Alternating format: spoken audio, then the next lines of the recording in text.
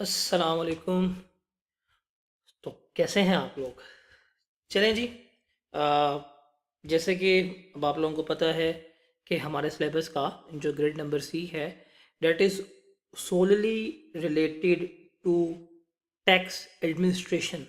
और tax administration और compliance का जब आखिरी चैप्टर की बात करते हैं, वो किसके बारे में आता है? अपील्स के बारे में आता है। एक चीज़ आपने याद रखनी है कि अब आपका बेंचमार्क एरिया कौन सा होना चाहिए for the sake of practice. आपने स्प्रिंग 2022 से लेके ऑटम 2025 तक के सारे पास पेपर्स जो हैं वो आपने करने हैं, कोई पास पेपर आपने छोड़ना नहीं है। ये आपके बेंचमार्क है। जब आप इस पास पेपर से करेंगे अराउंड 2/22 के, 2/23 के, 2/24 के, 2/25 के 10 अटेम्प्ट्स के पास पेपर करेंगे, तो इन 10 अटेम्प्ट्स में आप देखेंगे आपको अपील के 2 से 3 क्वेश्चंस ही आए हैं। इसका मतलब ये एग्जामिनर के एंड के ऊपर सबसे कम जो एरिया टेस्ट हुआ है अभी तक वो अपील है। और अवाम जो है वो अपील को छोड़ जाती है, लेकिन आपने छोड़ना नहीं है। हम इसको बहुत स्मार्ट वे में करेंगे, बहुत ही इंगेजिंग वे में इसको सॉल्व करेंगे, आपको मज़ा भी आएगा। और इसमें से आपने मैं आपको एट द एंड इसकी समरी शीट दिखाऊंगा, आपने वो समरी शीट बस याद रखनी है। और आपके सॉरी, आपके पूरा नंबर जो है वो इसमें से आ जाएंगे। अब अपील्स का मतलब क्या है? हम अपील पढ़ते आए हैं भाई। जब हमने टैक्स ईयर पढ़ा था तो टैक्स ईयर में जब आपको कमिश्नर ने आपके हक में फैसला नहीं दिया, आप अपील कर देंगे। आपको कोई भी ग्रीवेंसीज हैं, आप कहाँ जाएंगे? आप अपील में जाएंगे। अपील का मतलब क्या है कि आपके हक में फैसला नहीं आया और आपने क्या करना है, अब आपने उस फैसले के अगेंस्ट जाना है। आपको पसंद नहीं आया, वो अगेंस्ट कहाँ जा सकते हैं? आपको अगर लगता है आपके साथ ज़्यादती हुई है, आपको प्रॉपर सुना नहीं गया या आपको सुनवाई का मौका नहीं दिया गया, तो फिर आप क्या कर सकते हैं? आप उस फैसले के खिलाफ अपील कर सकते हैं। तो इस चैप्टर को देखते हैं। इस चैप्टर में चंद चीज़ें हैं जो याद रखने वाली हैं और कुछ चीज़ें हैं जो रीड ओनली, जो आप यहाँ पे सुनेंगे। इसके अलावा आपको याद करने की कतई ज़रूरत नहीं है। तो हम आते हैं, सबसे पहले हम देखते हैं कि ग्राउंड्स फॉर अपील क्या है, कि हम कब अपील में जाएंगे और कब हम अपील में नहीं जाएंगे। हम कब अपील में जाएंगे और कब हम अपील में नहीं जाएंगे। कौन से ग्राउंड्स हैं जिसके ऊपर हम क्या कर सकते हैं, हम अपील पे जा सकते हैं। एक असूल याद रखिएगा, अपील में जब भी आपने जाना है, आपका जो भी टैक्स ड्यू होगा, जो भी टैक्स आपका ड्यू होगा, आपने वो टैक्स पे करना है, फिर ही अपील में जाना है। फॉर एग्जाम्पल आपको कहा कि भाई 1 करोड़ टैक्स पे कर दो, भाई आप चले गए अपील में, जी मुझे टैक्स पे नहीं करना, मुझे इस फैसले से खिलाफ है। आपको फैसले से खिलाफ है, आप उसके खिलाफ कानूनी चाराजोई करें, लेकिन आपको टैक्स जो है वो पे करना पड़ेगा। तो टैक्स पेयर को बिफोर अपील टैक्स पे करना पड़ेगा, फिर ही आप क्या करेंगे, अपील में जाएंगे। अब अपील में जाने के सरकमस्टांसेस क्या हैं? कौन कौन से सरकमस्टांसेस जिसमें अपील में जा सकते हैं? आपकी बेस्ट जजमेंट असेसमेंट हो गई है on the basis of available information. जो कमिश्नर था उसने बेस्ट जजमेंट असेसमेंट कर दी, बट आपको पसंद नहीं आई, आपने कहीं ज्यादती हुई आपके साथ, या आपकी अमेंडमेंट ऑफ असेसमेंट कर दी गई है, या कोई भी आपको ऐसा ऑर्डर पास किया गया है जिसमें आप पर्सनली लाइबल थे, हालांकि आप पर्सनल लाइबल नहीं थे। फॉर एग्जांपल आप विद होल्डिंग एजेंट है, आपका काम बस टैक्स कलेक्ट करना था और टैक्स कलेक्ट करके आगे पे करना था, लेकिन उसने आपको कहा नहीं भाई तुम्हारी गलती है, तुम पर्सनल लाइबल हो। अगर उसने कोई इस तरह का पंगा कर दिया है, आप कहते भाई ज्यादती है मेरे साथ, आप क्या कर सकते हैं? आप अपील जो है वो कर सकते हैं। गलती से किसी बंदे को जो आपका रिप्रेजेंटेटिव नहीं था नॉन रेजिडेंट का, उसको आपका रिप्रेजेंटेटिव जो है वो बना दिया गया है। कोई ऑर्डर आपको इशू किया गया था और आपने कहा भाई इसमें सही कर दो, सही नहीं है, रेक्टिफिकेशन रिक्वायर्ड थी या मॉडिफिकेशन रिक्वायर्ड थी, उसने वो रेक्टिफिकेशन नहीं कर रहा, मॉडिफिकेशन नहीं कर रहा, या कोई भी ऐसा काम है जिसमें से आपकी असेसमेंट कम होनी है, रिफंड मिलना है, वट एवर जो भी सर्कमस्टांसेस हैं, तो ये क्या होंगे, इनके अगेंस्ट आप क्या करेंगे? आप अपील में जाएंगे। क्या करेंगे? आप अपील में जाएंगे। एक चीज़ याद रखिएगा, अपील में जो है, जहाँ पे भी अपील का जिक्र आएगा, अपील में दोनों लोग जा सकते हैं। अपील में जो टैक्स पेयर है, अगर उसके खिलाफ फैसला आया, वो भी अपील में हायर अथॉरिटीज़ के पास जो है वो जा सकता है कि भाई ये मेरे नाल जाती हुई है। और दूसरा जो डिपार्टमेंट है, जो बोर्ड है, बोर्ड भी अपील में जा सकता है कि अगर बोर्ड के खिलाफ कोई फैसला आ गया और बोर्ड कहता है यार फैसला गलत है, ये फैसला ऐसा नहीं होना चाहिए था, और उसके खिलाफ भी क्या हो सकता है, वो अपील में जा सकता है। तो इसका मतलब अपील में बोर्ड भी जा सकता है और अपील में टैक्स पेयर भी जा सकता है। दोनों पार्टीज जो हैं वो पार्टीज टू अपील होंगी। डिपेंड करता है केस क्या है, सिनेरियो क्या है, कौन किसके अगेंस्ट जो है वो अपील में जाना चाहता है। अब हमारे पास अपील्स के फॉर्म क्या हैं। अब ये स्क्रीन जो है ना, ये बड़ी आपको इस वक्त हस्बे हाल लग रही है इन फॉर्म्स को एक्सप्लेन करने के लिए। सबसे पहले आपके पास है कमिश्नर इन अपील। पहला कौन है? Commissioner in appeal. कि आपको ये एडमिनिस्ट्रेटिव फॉरम है, छोटे मोटे मसले मसाइल सारे यहाँ पे तय करो, सारे यहाँ पे आपने हल करने हैं। उसके बाद है स्पेशलाइज्ड फॉरम्स, जिसमें आपके एपेलेट ट्राइब्यूनल्स आ जाते हैं, जिसको हम ATRs कह रहे होंगे। उसके बाद है आपके जुडिशल फॉरम्स हैं, जिसमें हाई कोर्ट भी आ जाएगा, और जो लीगल मैटर्स हैं वो हम कहा करेंगे, वो हम सुप्रीम कोर्ट में तय कर रहे होंगे। और इसके अलावा एक आप कहते हैं कि हम इस चैनल में नहीं आ सकते, हम अलग आउट ऑफ वे सेटलमेंट बाहर कर लेंगे, तो वो क्या होगा? आपका ADR कहलाएगा, अल्टरनेट डिस्प्यूट रेजोल्यूशन। ADRCs अभी हम डिस्कस करेंगे वो।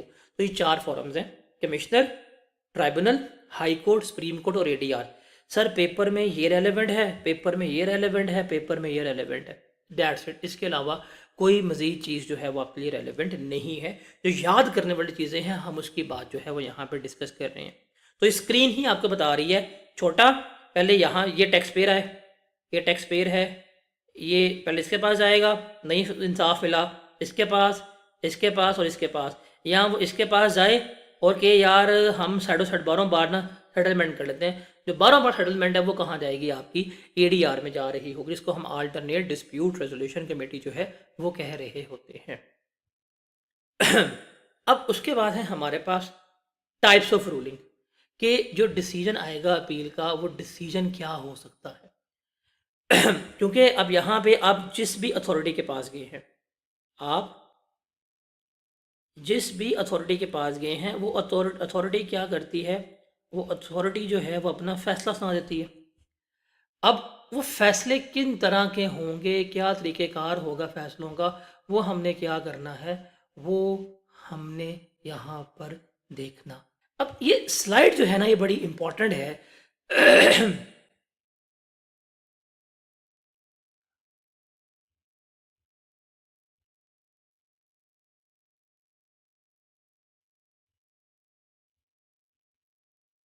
ये स्लाइड हमें बताएगी कि किस तरह की आपके पास अपील्स है और क्या डिसीजन आ सकते हैं, वो हमने देखना है। तो देर आर 3 टाइप्स मोस्टली। एक तो कंफर्म और रिड्यूस है, ये डिसीजन है, फैसला है कि जो अथॉरिटी फैसला कर रही है, कंफर्म या रिड्यूस।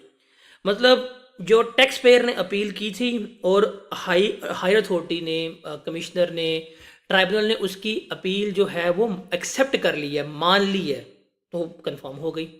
रिड्यूस हो सकती है कि उसने कुछ डिमांड की थी, पूरी नहीं मानी, लेकिन आपने क्या कर दी है, रिड्यूस कर दिया। फॉर एग्जांपल मेरे ऊपर टैक्स की पेनल्टी लगी, मैंने जाके अपील दाखिल की, अपील मेरी एक्सेप्ट हो गई, मेरी पेनल्टी माफ़ नहीं की गई, 1 करोड़ थी, मुझे कर्ज 10 लाख पे कर रिड्यूस कर दी गई है। एनहेंस भी हो सकती है कि मैं नमाजें बख्शवाने गया था और रोज़े मेरे गले पड़ गए कि भाई चित्र फावा साइड दे आइयो। मैंने कहा भाई ये ज्यादती मेरे साथ हुई है, 1 करोड़ है। उसने कहा भाई 1 करोड़ है भी तो अगला करोड़ वो भी पै गया। तो वो क्या हो गया? इन्हेंस हो गई है। जब इन्हेंस की जाएगी तो आपको अपॉर्चुनिटी ऑफ बीइंग हर्ड जो है वो क्या किया जाएगा? प्रोवाइड किया जाएगा।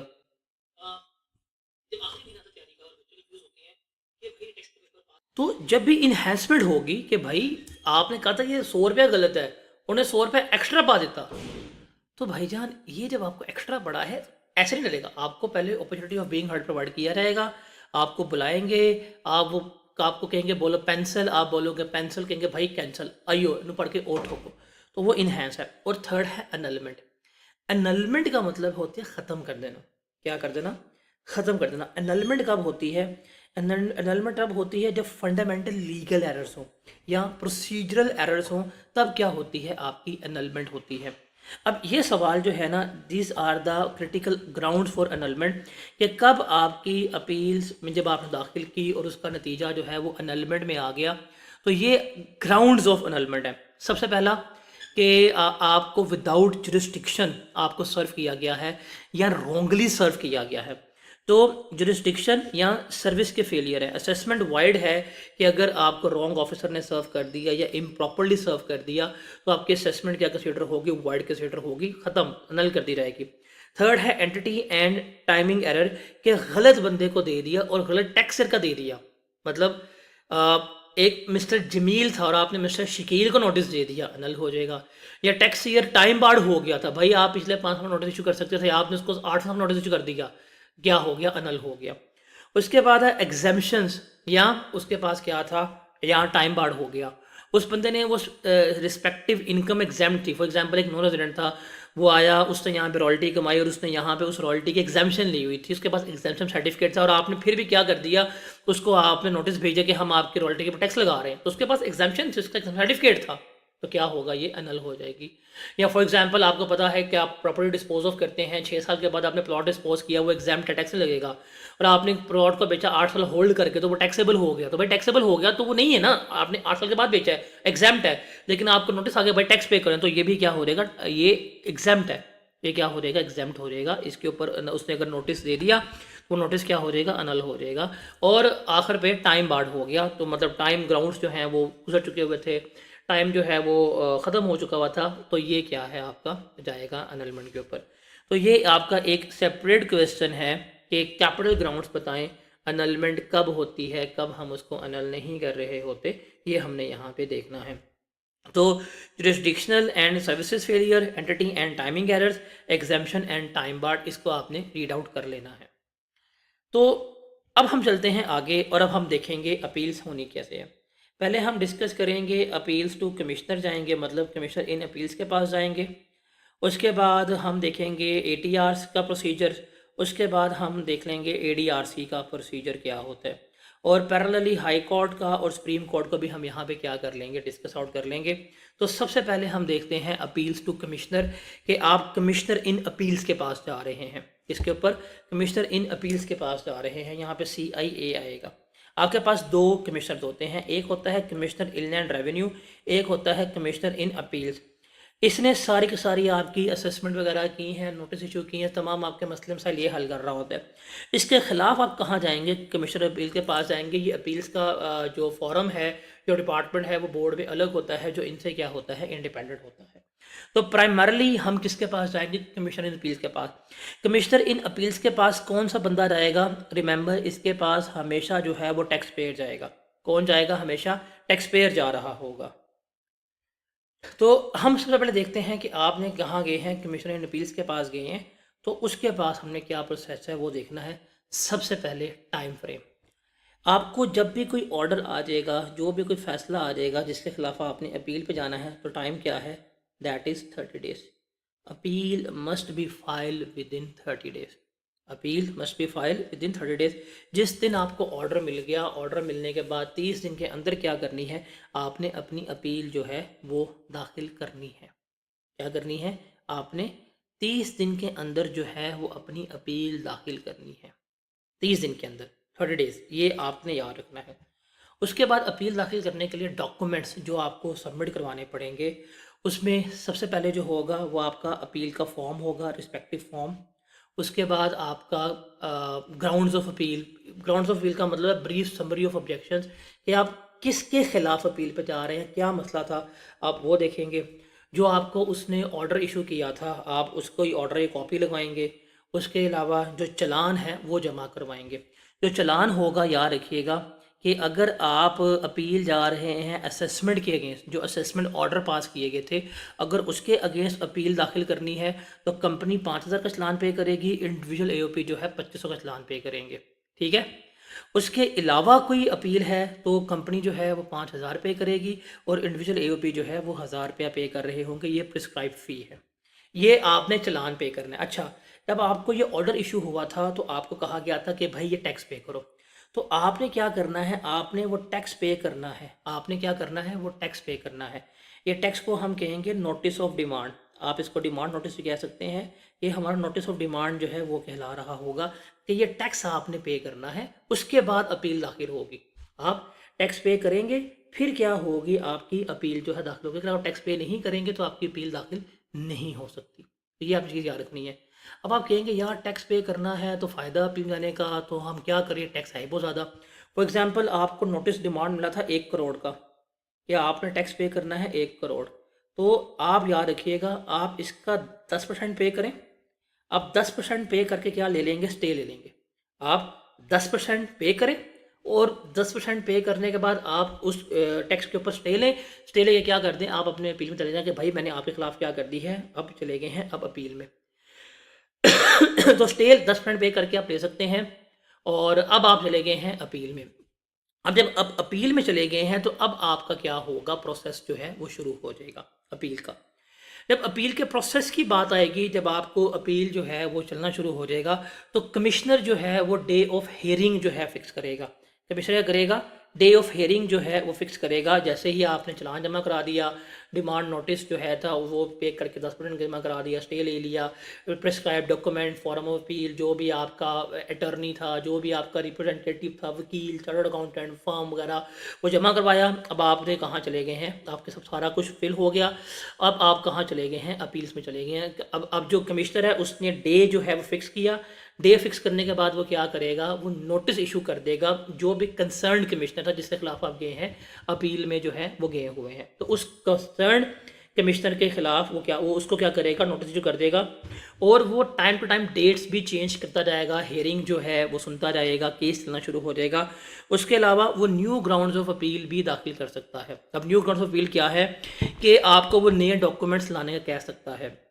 न्यू ग्राउंड्स ऑफ अपील कब दाखिल होंगे कि जब आपका केस ओरिजिनली गया था कमिश्नर के पास, उस वक्त वो डॉक्यूमेंट्स, वो ग्राउंड्स आपके पास अवेलेबल नहीं थे। फॉर एग्ज़ाम्पल मैंने एक गाड़ी बेची हुई थी और गाड़ी बेची, मुझे गेन हुआ, कमिश्नर ने टैक्स लगा दिया। मैंने कहा भाई ये टैक्सेबल नहीं है, नहीं है, नहीं है। उसने कहा नहीं ये गाड़ी तुम्हारी है ही नहीं, तुम्हारे बैंक में पैसे नहीं आए हैं। उसने मेरे बैंक में देखा 50 लाख रुपये आया है, उसने मेरे पर टैक्स लगा दिया। मैंने कहा भाई ये मैंने गाड़ी बेची है। उसने कहा भाई सबूत दो गाड़ी बेची है। अब मैंने गाड़ी बेची थी, मुझे गाड़ी की फाइल नहीं मिल रही थी, तो उसने कर करा के मुझे नोटिस ठोक दिया। मैंने कहा ठीक है, ऐसी की तैसी मैंने भी फाइल ढूंढने पे लगा दिया। ढूंढने मुझे तकरीबन तकरीबन 40 दिन लग गए। अब मुझे उस नोटिस भी आ गया, वो जो मेरे बैंक में 50 लाख रुपये आया था उन्होंने 50 लाख रुपये टैक्स भी डाल दिया। मैंने अपील दाखिल कर दी। जब मैंने अपील दाखिल कर दी, अपील दाखिल करने के बाद मैंने कहा सर ये अपील इसलिए है बिकॉज मेरे बैंक में 50 लाख रुपये आया है, 50 लाख रुपये गाड़ी बेचने की वजह से आया है, क्योंकि गाड़ी बेचता है थोड़ा टैक्सेबल, तो इन्होंने मेरे पर टैक्स लगा दिया है।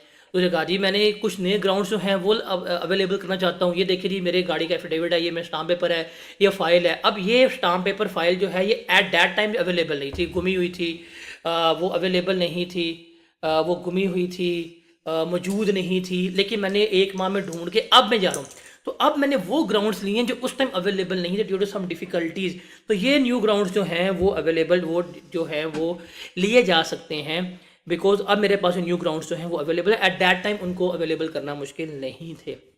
तो कमिश्नर जो है वो डिस्पोजिंग ऑफ एनी अपील, किसी भी अपील का फैसला देने से पहले क्या करेगा, वो आपको बुलाएगा, सुनेगा, डॉक्यूमेंट्स वगैरह सारा कुछ जो है वो क्या कर सकता है, वो मांग सकता है। वो आपको न्यू डॉक्यूमेंट्री एविडेंसेस का भी कह सकता है कि आए जमा करवाएं, आप उन्हें जमा करवा रहे होंगे। तो ये सारा कुछ जो है वो कमिश्नर क्या कर सकता है, आपको प्रोवाइड कर सकता है। अच्छा ये स्टे पे याद रखिएगा, ये जो आपको स्टे है ना, ये जो 10% का स्टे मिलेगा, ये 10% का स्टे आपको 30 डेज के लिए मिलेगा और ये एक्सटेंशन जो है वो फर्दर भी दी जा सकती है after opportunity of being heard provide.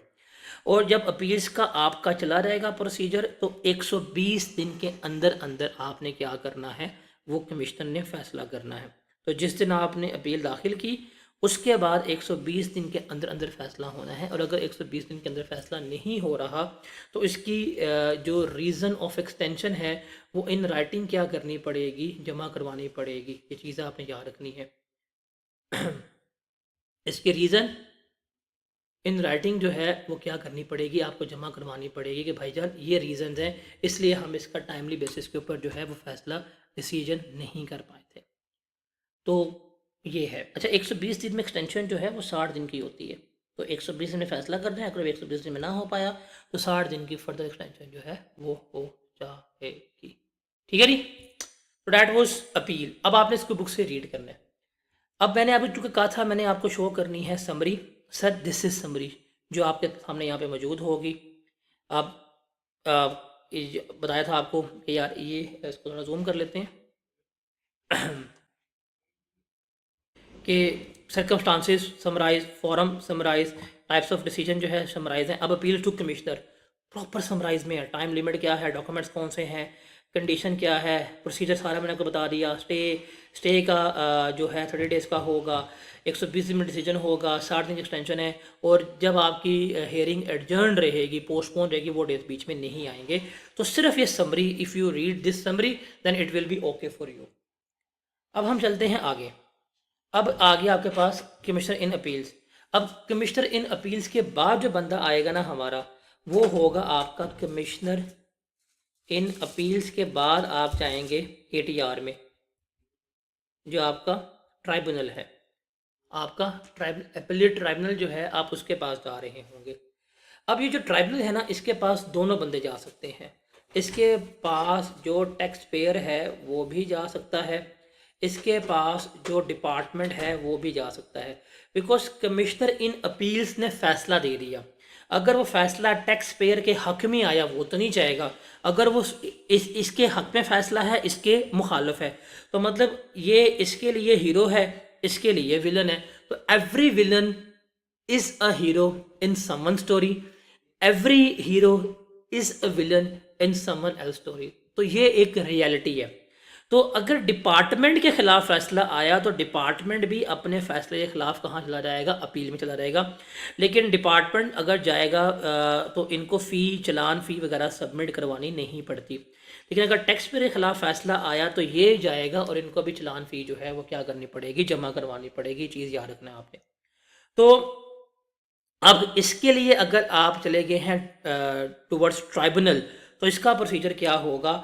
तो जब आपको कमिश्नर इन अपील्स का नोटिस आ जाएगा, जब आपको कमिश्नर इन अपील्स का नोटिस आ जाएगा, तो कमिश्नर इन अपील्स का नोटिस मिलने के बाद विद इन 60 डेज आप क्या कर सकते हैं, आप उसकी अपील दाखिल कर सकते हैं विद इन 60 डेज में। कंपनी की फ़ी ट्राइब्यूनल के पास 5,000 है, उसके अलावा हर बंदे की 2500 है। अगर टैक्स डिपार्टमेंट गया है तो उसको कोई किसी किस्म की फ़ी जमा करवाने की ज़रूरत नहीं है। ठीक है। उसके बाद प्रिस्क्राइब फॉर्म में आपकी अपील होनी चाहिए, ग्राउंड्स ऑफ अपील होने चाहिए, कॉपी ऑफ डिसीजन ऑर्डर, ये जो आपको ऑर्डर आया होगा, कमिश्नर इन अपील्स ने ऑर्डर दिया, इसके ऑर्डर की जो कॉपी है वो भी आपने क्या करनी है, वो सबमिट करवानी है। और पेमेंट ऑफ प्रूफ वही 10% जो है आप वो पे करें, आप क्या कर सकते हैं, आप उसको जमा करवा सकते हैं। तो सेम वही है, सेम जो आपने उसका पढ़ा है कमिश्नर इन अपील्स का, ऑलमोस्ट वही आपके यहाँ पे होंगे। और यहाँ पे पावर ऑफ अटर्नी भी, कि आपका लीगल रिप्रेजेंटेटिव कौन है वो भी आप जमा कराएंगे। अब ये आपका ट्राइब्यूनल बनेगा तो एक चीज़ आपने याद रखनी है, ट्राइब्यूनल तब तक कार्रवाई शुरू नहीं करेगा जब तक आप ड्यू टैक्स पे नहीं करेंगे। तो आपने अपना ड्यू टैक्स जो है वो क्या करना है, पे करना है। और 10% लो, 10% टैक्स पे करो, आप उसका स्टे ले लो, 30 डेज का स्टे मिलेगा। अब आप अपना अपील जो है वो खेलो। और इसका जो टाइम लिमिट है अपील का वो 6 मंथ है। 6 मंथ्स का मतलब है 180 डेज़। आप यहाँ पे 180 डेज़ लिखिएगा। 180 डेज़ में ट्राइब्यूनल ने जो है वो फैसला करना है। एक्सटेंशन मिल सकती है बट उसकी ऑन ग्राउंड रीजंस जो है वो क्या करनी है, वो आपने देनी होगी। ठीक है। और अच्छा, जो स्टे होगा ना यहाँ पर टैक्स डिमांड का, जो आपका टैक्स डिमांड का स्टे होगा इसमें, वो 180 डेज़ है। इसमें जो टैक्स डिमांड का स्टे था वो 30 डेज़ था। इसमें जो टैक्स डिमांड का स्टे है वो 180 डेज़ है। और 6 मंथ्स में क्या करना है, उसने फैसला करना होगा। अब जो ट्राइब्यूनल होगा तो ट्राइब्यूनल की कंपोजिशन क्या है, this composition is important question. ये जो ट्राइब्यूनल की कंपोजिशन है, this composition itself is a separately important question. ये आपको 3 नंबर का 4 नंबर का सवाल मिल सकता है। और ये स्टे वाला 180 डेज़ का, ये आपको एमसीक्यूज़ में आ सकता है, आपको ये एमसीक्यूज़ में आ सकता है। 60 डेज़ की विंडो जो है ये आपको एमसीक्यूज़ में आ सकती है। अच्छा, अब ये जो ट्राइब्यूनल बनेगा इसमें कौन होगा, इसमें एक आपका होगा चेयरपर्सन और बाकी दूसरे होंगे other judicial and accountant member होंगे। कौन होगा, एक आपका होगा चेयरपर्सन, आपके पास इसमें होंगे जुडिशल मेंबर, आपके पास इसमें होंगे accountant member. Chairperson, judicial member और अकाउंटेंट मेंबर्स जो हैं वो होंगे। रिमेंबर, जो आपके जुडिशल मेंबर हैं, जो अदालती मेंबर है, उसका क्राइटेरिया क्या है कि हैज़ बीन अ जज ऑफ हाई कोर्ट और डिस्ट्रिक्ट कोर्ट, मतलब वो हाई कोर्ट का या डिस्ट्रिक्ट कोर्ट का जज है, या वो हाई कोर्ट का वकील है जिसका 10 साल का तजर्बा हो और जो क्वालिफिकेशन है वो उसके पास हो। तो ये दो याद रखना, 10 साल का तजर्बा अगर वकील है या हाई कोर्ट का डिस्ट्रिक्ट कोर्ट का जज हो तो ये बंदा होगा जुडिशल मेंबर। और अकाउंटेंट मेंबर के लिए क्या है कि वो या तो इनलैंड रेवेन्यू डिपार्टमेंट का बंदा भी हो सकता है, ये बंदा होगा तो ये चीफ कमिश्नर के रैंक का बंदा होगा, या चार्टर्ड अकाउंटेंट्स या कॉस्ट एंड मैनेजमेंट अकाउंटेंट्स जो हैं अगर उनका 10 साल का एक्सपीरियंस है, मतलब जो एफ होंगे, जो एफ होंगे, जो एफ होंगे वो इसमें आ सकते हैं, या कोई भी कमिश्नर इन अपील्स जिसका 3 साल का तजर्बा होगा वो भी इसमें आ सकता है। अच्छा, जो चेयरमैन होगा वो हमेशा जुडिशल मेंबर होगा, ये याद रखना आपने। ये प्राइम मिनिस्टर अपॉइंट करेगा, चेयरमैन हमेशा कौन बनेगा, जुडिशल मेंबर बनेगा। अकाउंटेंट मेंबर के लिए कोई भी बंदा हो सकता है। तो इसका भी प्रोसीजर जो है वो सेम है जो हमने वहाँ पे डिस्कस आउट किया। इसमें सिर्फ इसके ट्राइब्यूनल की कंपोजिशन जो है वो बड़ी इंपॉर्टेंट है। तो if you really want to understand the composition of tribunal तो आप इसको ध्यान से देख लीजिएगा। अगर पेपर में आपको सवाल आता है और ये सवाल अब बहुत इंपॉर्टेंट है, 3 नंबर का, 2 नंबर का, 4 नंबर का, one of the most important question appeal के चैप्टर में से है, that is composition of tribunal. तो आपने क्या बताना है, कौन कौन शामिल होगा, चेयरपर्सन होगा और जुडिशल एंड अकाउंटेंट मेंबर्स होंगे जो प्राइम मिनिस्टर जो है प्रिस्क्राइब रूल के मुताबिक क्या करेगा, अपॉइंट करेगा। जुडिशल मेंबर्स के क्या क्राइटेरिया होगा कि वॉज अ फॉर्मर जज ऑफ अ हाई कोर्ट और अ डिस्ट्रिक्ट जज, या एडवोकेट जिसका 10 साल का तजर्बा है, वो कौन बंदा कौन बन सकता है, that person can be appointed as a judicial member. और जो अकाउंटेंट मेंबर के तौर पे कौन हो सकता है, चार्टर्ड अकाउंटेंट या कॉस्ट मैनेजमेंट अकाउंटेंट का बंदा जिसका 10 साल का तजर्बा हो, या जो आपका चीफ कमिश्नर का रैंक का बंदा हो, या आपका कमिश्नर इन अपील जिसका 3 साल का तजर्बा हो, ये बंदा एज अ अकाउंटेंट के तौर पर अपॉइंट हो सकता है।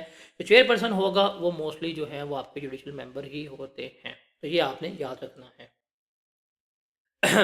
इसके बाद ये 2 सवाल आपके बड़े इंपॉर्टेंट थे, ये 2 क्वेश्चन बहुत इंपॉर्टेंट थे, इनमें से चीज़ें आपके पास आएंगी। ये हाई कोर्ट है। अब ये जो हाई कोर्ट है ना, basically that is read only, इसको आपने याद नहीं रखना। ये आपने हाई कोर्ट जो है इसमें से सवाल नहीं आएगा, इसको आपको याद नहीं करना। ये अब आप इसको यहाँ पे बस स्लाइड पढ़ लीजिएगा, that is enough for you. इसको याद करने की कोई किसी किस्म की ज़रूरत नहीं है। अब हाई कोर्ट में अपील पे कौन जा सकता है, टैक्स पेयर भी जा सकता है और डिपार्टमेंट भी जा सकता है। हम हाई कोर्ट पे अपील कब लेके जाएंगे, जब हमारा क्वेश्चन ऑफ जो लॉ है राइज होगा कि भाई ये लॉ की इंटरप्रिटेशन का मसला है कि लॉ हमें क्या कहता है क्या नहीं कहता। जैसे फॉर एग्जांपल जो आपके वेस्ट मटेरियल हैं, क्या आप वेस्ट मटेरियल के ऊपर इनपुट टैक्स क्लेम कर सकते हैं कि नहीं कर सकते, इसके ऊपर लॉ क्या कहता है वो हमने यहाँ पे देखना है। तो इसके लिए आप रेफरेंस जो है वो फाइल करेंगे, और रेफरेंस जो है वो 90 डेज़ में क्या करना है, फाइल करना है, और इसकी फ़ीस जो है वो 100 रुपीज़ होगी, टैक्स डिपार्टमेंट जो है दे रहा होगा। अब जो बेंच होगा जो सुनेगा रेफरेंस, उसमें जो जजेस होंगे हाई कोर्ट के वो 2 जजेस होंगे। पहले ये आपका जो रेफरेंस आएगा उसको देखेंगे, सेटिस्फाई करेंगे कि अगर इसमें क्वेश्चन ऑफ लॉ रेज होता भी है कि नहीं। अगर इसमें क्वेश्चन ऑफ लॉ रेज हो रहा है तो प्रोसीडिंग चलेगी, अगर नहीं हो रहा तो वहाँ पे क्या हो जाएगा, ख़त्म जो है वो हो जाएगा। रिमेंबर, अगर ये था 90 डेज़ की विंडो, किसके लिए है, डिपार्टमेंट के लिए 100 रुपया पे करेंगे। और अगर टैक्स पेयर ने रेफरेंस दिया है हाई कोर्ट को तो उसके लिए क्या है कि जो ट्राइब्यूनल ने ऑर्डर दिया होगा उसके मुताबिक टैक्स जो है वो पे करे, वही 10% पे करेगा और क्या ले लेगा, वो स्टे ले लेगा। और स्टे जो है वो हाई कोर्ट इसको 6 मंथ्स तक का स्टे जो है वो दे सकता है। अब हाई कोर्ट का अगर फैसला आ जाए, हाई कोर्ट का फैसला आएगा तो वो टैक्स रिफंड भी कर सकता है, टैक्स कम भी कर सकता है। तो हाई कोर्ट ने अगर उसका टैक्स डिमांड रिड्यूस कर दिया या उसका टैक्स पेड जो है वो रिफंडेबल हो गया, ये that is totally depend upon high court judgement. और कमिश्नर जो है वो रिफ़ंड को फिर इनिशिएट करवा सकता है कि ठीक है जी हम आपको रिफ़ंड जो है वो दे सकते हैं, और वो रिफ़ंड को पोस्टपोन भी करवा सकता है और डिले भी हो सकता है। वो रिफ़ंड डिले तब होगा जब कमिश्नर जो है वो हाई कोर्ट के अगेंस्ट कहाँ जाएगा, वो सुप्रीम कोर्ट में अगर केस दाखिल कर दे। अगर with in 30 days of high court order वो सुप्रीम कोर्ट में क्या करता है, वो केस दाखिल कर देता है, तो वो अपना रिफ़ंड जो है वो रोक सकता है। इवन हाई कोर्ट जो है वो कमिश्नर को ऑर्डर दे देगा कि भाई तुम चले जाओ, जब तक सुप्रीम कोर्ट में केस चलेगा आपने रिफंड प्रोसेस नहीं करना। तो ये सारा जो आपका बनता है हाई कोर्ट का प्रोसीजर बनता है, जिसको आपने क्या करना होता है, देखना होता है। उसके बाद है आपके पास ADR, alternative dispute resolution committee. मैं आपको ज़रा वापस यहाँ पे लेके जाता हूँ। सर देखें, ये छोटा फोरम, बड़ा, उससे बड़ा, उससे बड़ा, ये एक कनेक्टेड लीगल प्रोसेस चल रहा है। ये एडीआर ना साइड पे 4 कुर्सियाँ लगा के हम क्या कर रहे हैं, हम सालसी जो है वो करवा रहे हैं कि बारों बार जो है वो हम क्या करते हैं, हम अपना केस जो है वो सेटल करने की बात करते हैं। क्या करते हैं, बारों बार हम अपना केस सेटल करते हैं, कहते हैं यार क्या इन रोलों में पढ़ना है, अपील्स में जाएंगे, ये मैटर वो मैटर, आ जाओ बाहर बैठते हैं, केस हल करते हैं। इसको हम कहते हैं एडीआरसी, अल्टरनेट डिस्प्यूट रेजोल्यूशन कमेटी। क्या कहते हैं, अल्टरनेट डिस्प्यूट रेजोल्यूशन। एडीआर जो है ये लीगल फोरम है कि आप जो भी एग्रीव पर्सन है आप उसे क्या कर सकते हैं, आप उसके गमों का मुदावा करने के लिए, उसके सॉल्यूशंस के लिए आप क्या करते हैं, आपने अपना एडीआर जो है वो बनाया होता है। अब एडीआरसी में कौन कौन से केसेस जा सकते हैं, रिमेंबर हर बंदा मुंह उठा के एडीआरसी में नहीं जाएगा, वो लोग जाएंगे जो इसमें फॉल कर रहे हैं। क्या कि आपकी टैक्स लायबिलिटी जो है वो 50 मिलियन से ज़्यादा है, या आपका जो रिफ़ंड है, आपका रिफ़ंड का इशू है, या डिफ़ॉल्ट सरचार्ज जो है वो आप माफ़ करवाना चाहते हैं, या पेनल्टी माफ़ करवाना चाहते हैं, इस तरह के अगर मसले मसाइल हैं तो आप कहाँ जाएंगे, आप एडीआरसी में जो है वो जा रहे होंगे। क्या करेंगे, आप एडीआरसी में जाएंगे और कहेंगे जी मुझे मेरा केस है, और तो आप मेरा केस जो है वो एडीआरसी में क्या करें, रेफ़र कर दें। तो आप क्या करेंगे, आप जाएंगे, आप जाके आप एफबीआर को एप्लीकेशन देंगे। क्या करेंगे, आप जाके एफबीआर जो होगा उसको एप्लीकेशन देंगे कि जी मेरे लिए कमेटी जो है वो बना दी जाए, तो मैं अपना मसला जो है वो क्या करना चाहता हूँ, एडीआरसी में जाना चाहता हूँ। एफबीआर आपके केस का रिव्यू करेगा, अगर कोई क्रिमिनल प्रोसीडिंग्स होंगी वो एडीआरसी में नहीं जाएंगी, उसके अलावा जो प्रोसीडिंग्स होंगी उसके लिए वो क्या कर लेगा, वो एडीआरसी जो है वो बना देगा। तो ये करेगा एफबीआर ने 15 डेज में, एफबीआर ने क्या करना होगा, 15 डेज में एप्लीकेशन आपकी एग्जामिन करनी है और उसने एडीआरसी कमेटी जो है वो फाइंड आउट कर देनी है, उससे फॉर्म कर देनी है।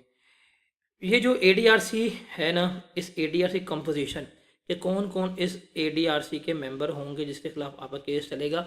अच्छा मैंने आई गेस ट्राइब्यूनल में बोल दिया था कि चेयरपर्सन जो है वो जुडिशल मेंबर होगा, I was wrong at that time. वो इसमें चेयरपर्सन जो है वो कौन होगा, जुडिशल मेंबर होगा, तो उसको आप देख लीजिएगा वहाँ पर चेयरपर्सन जो भी एज़ पर रूल्स डिसाइड होगा। अच्छा जी, इसमें चेयरपर्सन कौन होगा और दूसरे मेंबर्स कौन से होंगे, रिमेंबर याद रखिएगा। इसमें जो एडीआरसी होगा उसमें रिटायर्ड जज होगा सुप्रीम कोर्ट का, या हाई कोर्ट का जज होगा, जो एफबीआर ने जो पैनल दिया होगा उससे नॉमिनेट किया जाएगा। और ये जो जज साहब होंगे ये बंदे कौन होंगे, रिटायर्ड जज जो हैं वो चेयरपर्सन होंगे। हमारे मुल्क में रिटायरमेंट के बाद भी आपकी नौकरी चलती रहती है। उसके बाद जो चीफ कमिश्नर होगा वो भी इसका मेंबर होगा। कौन, एक जज आ गया, दूसरा कौन आ गया, चीफ कमिश्नर आ गया। और ये दो, ये बंदा जो है अदालती है, ये बंदा जो है ये डिपार्टमेंट का है। एक वो मेंबर होगा जिसको टैक्स पेयर नॉमिनी करेगा, मेरे एंड से आएगा। ये चार्टर्ड अकाउंटेंट्स भी हो सकते हैं जिनका 10 साल का तजर्बा हो, कोई रिटायर्ड ऑफिसर्स भी हो सकते हैं इंडियन रेवेन्यू डिपार्टमेंट के, कोई रिप्यूटेबल बिजनेसमैन जो हैं वो भी हो सकते हैं। तो 3 लोग हैं, चेयरपर्सन, अदालती, मेंबर डिपार्टमेंट का, और ये बंदा वो है जो हमारे एंड से आया है। तो ये याद रखिएगा कि एडीआरसी की कंपोजिशन इटसेल्फ जो है एक सेपरेट इंडिपेंडेंट क्वेश्चन है।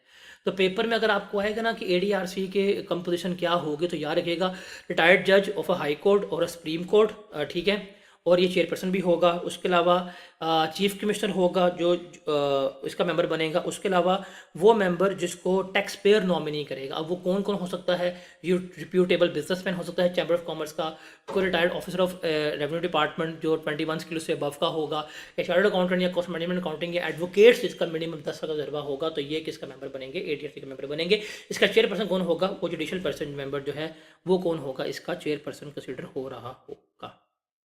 उसके बाद है आपने देखना है कि भाईजान अब आपने जब आप चले गए हैं एडीआरसी में, तो सबसे पहले आपके टैक्स रिकवरी जो है वो रोक दी जाएगी। ठीक है, आपका जो टैक्स रिकवरी थी वो रोक दी जाएगी। उसके लिए क्या करना पड़ेगा, आप जाएंगे, आप अपना स्टे जो है वो ले लेंगे। तो जितनी भी रिकवरी ऑफ टैक्स थी, जो जिसका फटा गया है, उसके ऊपर स्टे है जब तक आपका एडीआरसी का फाइनल फैसला नहीं आएगा, या जब तक डिसॉल्व नहीं होता। बिकॉज एडीआरसी ने दो काम है, एडीआरसी काम करेगा या एडीआरसी डिसॉल्व हो जाएगा। अगर एडीआरसी का फैसला आ जाता है और एडीआरसी का फैसला नहीं आता, डिसॉल्व हो जाता है, तब तक आपने टैक्स जो है वो कोई पे नहीं करना, आपकी रिकवरी जो है वो क्या रहेगी, पोज रहेगी। अब मोड्स ऑफ प्रोसीडिंग्स क्या है, एडीआरसी में किस तरह से आपका मैटर जो है वो चलेगा। रिमेंबर, जो कमेटी आपकी बनी है, इसने by vote of majority 45 days से 60 डेज में क्या करना है, फैसला करना है। मतलब 45 डेज में आपने फैसला करना है, और आपको एक्सटेंशन जो है 15 डेज तक की मिलेगी अगर 60 दिन टोटल बनते हैं। अगर 60 दिन में फैसला ना आया तो एडीआरसी डिसॉल्व हो जाएगा, आपका केस ख़त्म। वो जिस जगह पे लगा हुआ था अपील में, वो वापस आएगा, और वहाँ सारी आपकी जो सिनेरियोज जो हैं वो क्या हो जाएंगे, शुरू हो जाएंगे। तो याद रखिएगा कि ये जो एडीआरसी है, जिस सारी इंक्वायरी, सारा कुछ ऑडिट एविडेंस लेने हैं, एक्सपर्ट रिव्यूज़ लेने हैं, फाइंडिंग, सारा कुछ जो आपने करना है वो क्या करना है, आपने 45 डेज़ में करना है, और 15 डेज़ की एक्सटेंशन मिल सकती है। फिर रिमेंबर, इस एडीआरसी के फैसले को आप किसी दूसरे तीसरे केस में एज अ प्रेसिडेंट के तौर के ऊपर इस्तेमाल नहीं कर सकते। ये प्रेसिडेंट नहीं बनेगा, ये भी चीज़ आपने याद रखनी है। और ये फैसला होना है बाय मेजोरिटी। अगर एडीआरसी ने डिसाइड कर लिया और बाय मेजोरिटी फैसला आ गया, और टैक्स पेयर जो है वो उसको मान गया, और ठीक है, जब टैक्स पेयर उस फैसले को मान लिया, उसके अगेंस्ट जो भी अपील दाखिल की हुई थी वो अपील को वापस ले लेगा, और वो जो फैसला उसको आया होगा उसको मान लेगा। अब अपील वापस जो लेनी है वो 60 दिन। फॉर एग्जांपल, मेरे खिलाफ फैसला दिया commissioner inland commissioner in appeals ने, मैंने उसके अगेंस्ट जो है अपील दाखिल कर दी हुई थी, और मैं क्या ट्राइब्यूनल चला गया था, मैं ट्राइब्यूनल भी गया हुआ था, मैंने चला गया एडीआरसी में भी। अब ट्राइब्यूनल में गया तो मेरा एडीआरसी में चला गया, तो मैंने वहाँ पे स्टे लिया हुआ था कि भाई मैं एडीआरसी में चला गया। अब एडीआरसी का फैसला आया, फैसला आने के बाद मैंने उसको मान लिया, तो मैं जाकर इन्फॉर्म कर दूंगा कि भाई मैंने अपना वहाँ से केस विड्रॉ कर लिया है अपील्स वाला, और मैं आपका फ़ैसला मान रहा हूँ।